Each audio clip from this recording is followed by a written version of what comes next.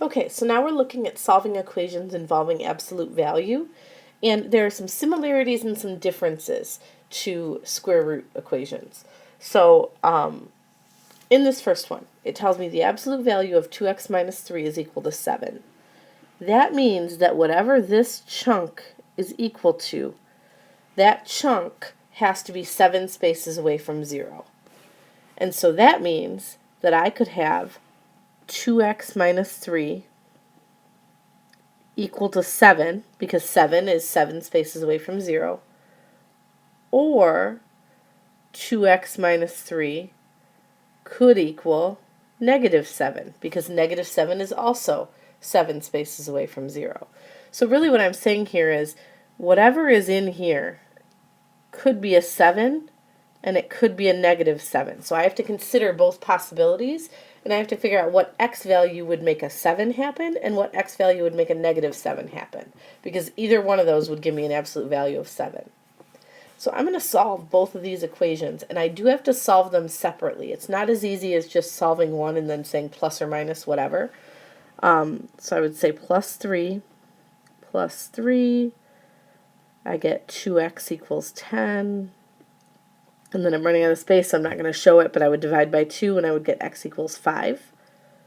Or add 3 and add 3, 2x equals negative 4, divide by 2, and I get x equals negative 2.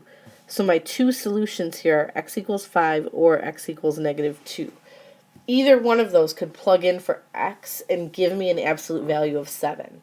One of them would give me a positive 7, one of them would give me a negative 7, but both of those numbers have an absolute value of 7. Okay, so the second one is a little more complicated. Okay, give myself a little more room here. You'll see that I have these extra numbers outside of the brackets. You cannot distribute into absolute value like you would into parentheses. I can't take that negative 2 and multiply it. Okay, do not distribute. When you're solving, you're getting rid of stuff. So before I touch that absolute value, the first thing I would do is get rid of that plus 6 and the negative 2. So I would say minus 6, just like we would with any other equation. So now I have negative 2 times the absolute value of x plus 6. By the way, helpful to make those brackets a little longer than your numbers, because otherwise they get confused for ones, equals negative 16. And then to get rid of that negative 2, that's really multiplication in there. Whoops, trying to show multiplication.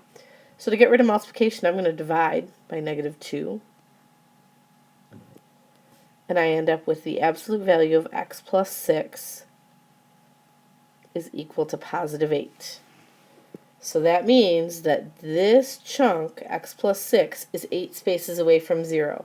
So it might be 8, and it might be negative 8. And I'm going to set up both of those equations separately. I'm going to solve them separately and get two different answers. So I'm going to say maybe x plus 6 equals 8, or maybe x plus 6 equals negative 8.